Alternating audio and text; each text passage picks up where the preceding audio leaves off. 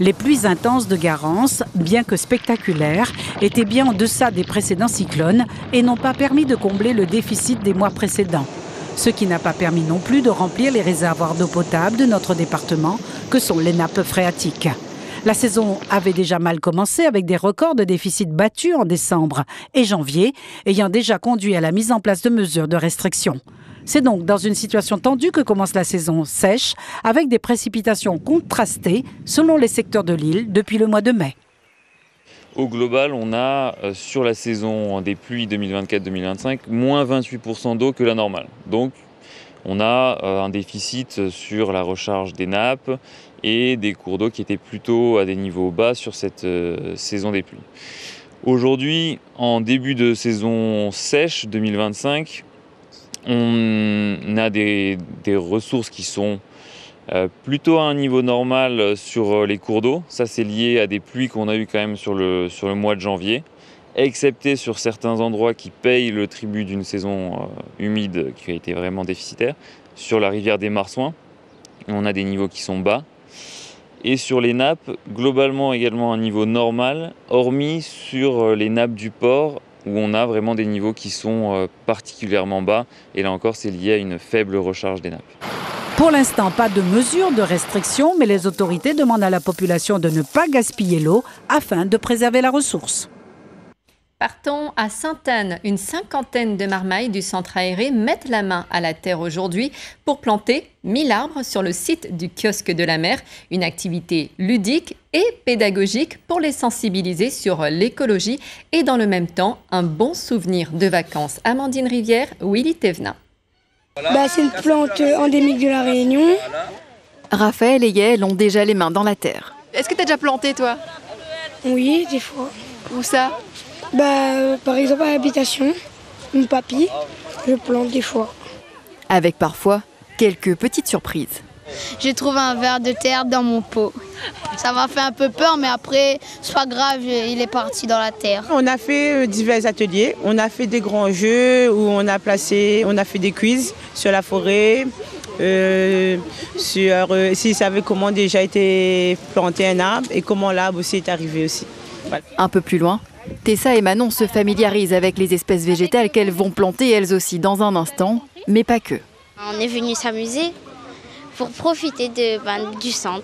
Manon, pourquoi c'est important pour toi de planter des arbres? Pour la nature déjà, pour nous déjà, pour mieux respirer, pour avoir plus de plantes, quoi. Pour aiguiller les enfants, Lou, étudiante, apporte ses connaissances de la flore réunionnaise. C'est pour elle aussi un exercice grandeur nature. Différencier les plantes, c'est ça, comment elles sont arrivées sur l'île, et ils vont aussi apprendre par exemple à des solutions pour protéger la forêt. Donc par exemple ne pas jeter ses déchets, éviter de jeter les mégots, éviter de ramener des plantes qui sont voilà. Et ils sont très à l'écoute? Oui, mais il y a beaucoup de monde.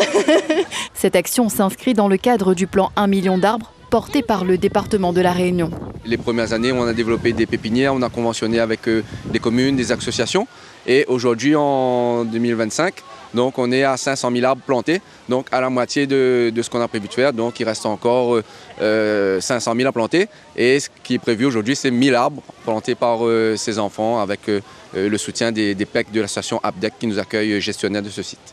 Et puisqu'apprendre, c'est aussi se retrouver, quoi de mieux qu'un atelier de tressage de bambou en signe de retour aux sources. Vous devez poster un courrier ou envoyer un colis. Eh bien, sachez qu'à partir de l'année prochaine, ça vous coûtera plus cher, plus 7,4% en moyenne, à compter donc du 1er janvier.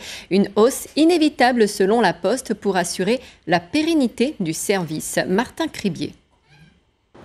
Poster une lettre est un geste qui vous coûtera plus cher l'an prochain.